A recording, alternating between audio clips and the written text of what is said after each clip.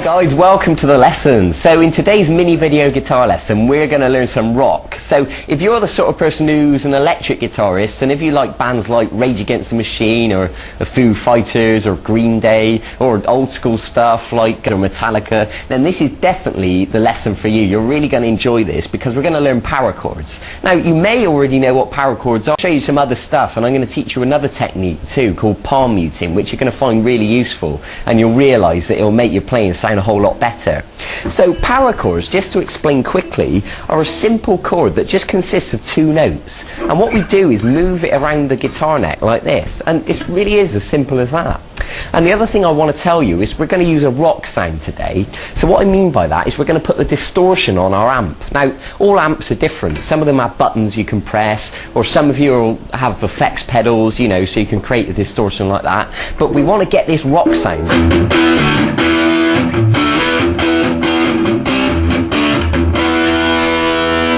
Now that was a little example of power chords, and you can see that I was just moving this shape around.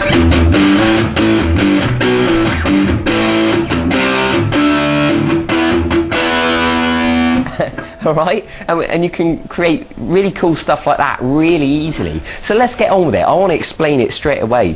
So if we take our first finger and put it on the 6th string at fret 7, the first finger is known as the root note or the bass note, and what happens is we always take another finger and put it 2 frets higher on the next string. So just to make that perfectly clear, this finger's on the 6th string at fret 7, this finger is on the 5th string at fret 9. So hold them down nice and tight, and with the plectrum I want you to pluck both those strings, the 6th and the 5th string.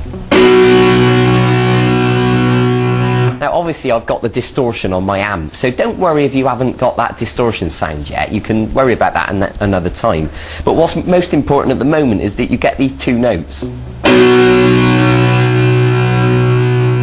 Okay, good. Now what I'm going to ask you to do is to try moving it down the neck. So what I mean by that is the first finger, the root note, is now on the 6th string at fret 5, and this other finger is now on the 5th string at fret 7. Okay, and now move it down 2 more frets. So we got the 6th string at fret 3 and the 5th string at fret 5. Okay, so just try those 3 chords now. Root note at fret 7, at fret 5, and then fret 3. And then try taking it down 1 more fret. So you're on the 6th string at fret 2 and the 5th string at fret 4.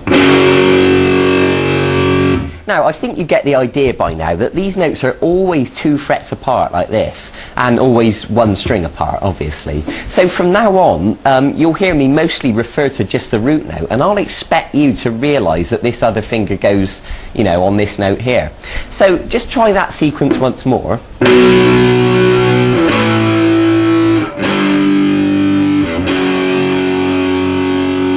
Okay, good. Now another thing you can try is to pluck 4 times on each chord, and you'll hear that that'll make it sound a bit more interesting.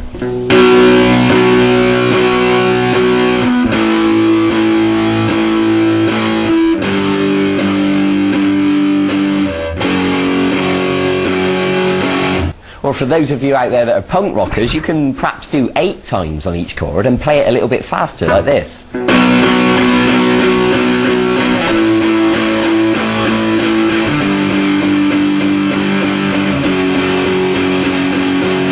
Okay, I think you get the idea. Good. So obviously you can experiment with that. You can change the number of repetitions that you pluck, and you can also move around to different chord shapes and, you know, start to make up your own songs and make up your own chord sequences.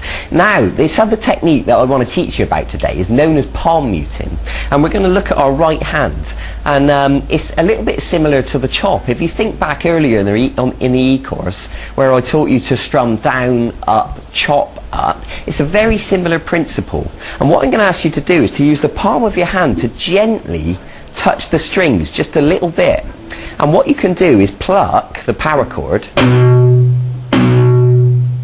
and you can hear that it's muted the sound, it's deadened it, okay?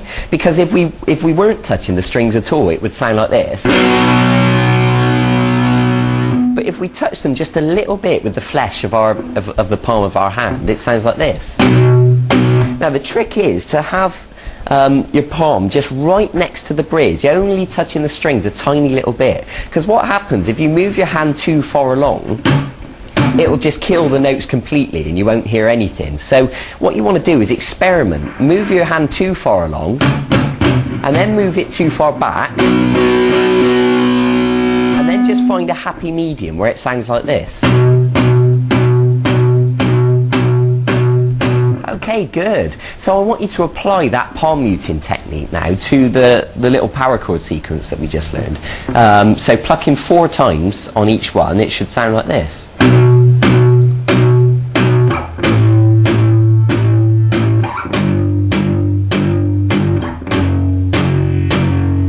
So if I speed that up to a full, you know, punk rock speed,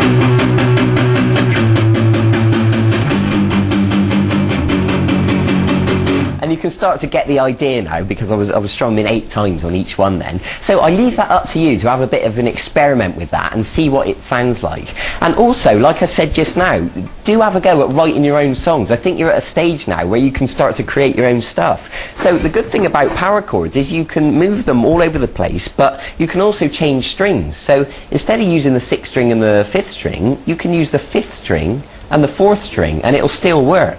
Obviously you got to pluck the corresponding strings with your plectrum now, you know, pluck the 5th and 4th string.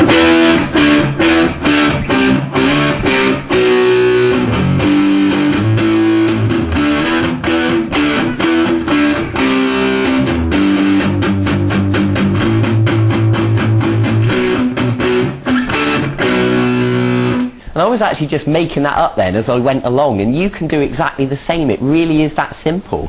Good, so I hope you're excited by that. Bear in mind what I said about the palm muting and experiment using it with and without palm muting. Go and write your own songs now, move these chords around, practice strumming quickly, and also, you know, just going back to basics quickly, make sure these fingers, you're holding them down right next to the fret, because some people start to forget and they end up moving their fingers away or accidentally having them on top of the fret, and that's really no good. Make sure they're right next to the fret, exactly where they should be. So well done for making it this far in the e-course. And also, in the meantime, if you find this really easy and you want to learn other songs, you know, if you like Guns N' Roses, Metallica, Green Day, Rage Against the Machine, anything like that, there's loads of songs on the archive where I'll teach you a full-length video guitar lesson of how to play any of those songs you want to learn. So go and check it out, see if there's anything that really takes your fancy, and you can start to build up a repertoire of stuff, you know, so you can either play with a band or you can play to other people, you know, at a party or something.